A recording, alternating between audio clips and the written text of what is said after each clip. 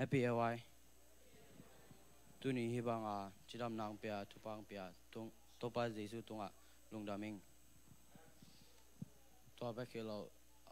ong se ong amakai te tunga jong lungdaming angai ding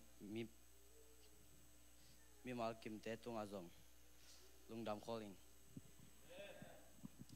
ta siang to mun khat semni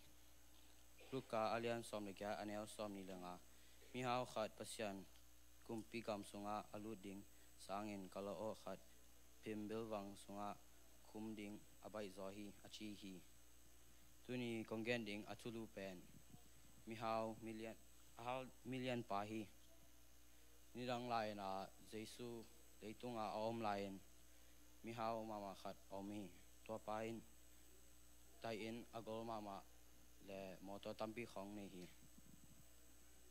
to pain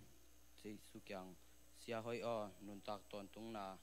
kalwa na ding pang hi ding ka hi hiam chin adong hi jesu in pahang in mi hoi chi hong chi na hi hiam pasian khat bek lo ngal midang kwama om ke hi chin dong hi jesu in wan tung gam na painop le ang kom ke in mi that ke in gu ke in aman lo te chi pang ke in nan nu na pa za takin chi tu kham te na zui ding hi chi hi to chang in million pa mi how alien pa in to te kanel kipan kazui sa hi chi hi jesu in to tu azak chang in ama kyanga nakisap khat omlai hi chi in dong hi nanei sa khem pe zoakin la mi zong te hom sak le te wan tunga na how ding hi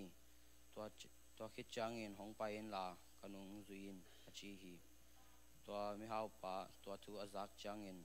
ta mama a jesu in to mi how pa da lam athei chang in mi how te pasian kumpi gam sunga alu ding u haksama ma hi mi how khat pasian kumpi gam sunga alu ding sangin kalo o khat phim belwang sunga kum ding abai zo hi achi hi to thu aza mi te in to bang ai hi le kwa in hot ket na nga zoding ai hiam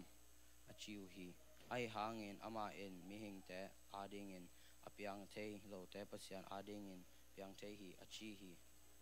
to chang in pita in amau te kyanga no te kyanga aman takpi kong chin a pasian kumpi gam thu hang in a in anu apa asangam te azi atate anusyami pe ma in hileitung anun tak sungin aza tampi nga dinga hong tung ding huna zong nun tak ton tung na nga lo in om ke ding hi achi hi tuni kongen op thu pen jesu nung zui a naut ut na nu na pa na in na sangam te na zina ta te u ong nong kai sak le nusia in jesu ma zui ding in hi to teng in te kong khan ton ding tung dam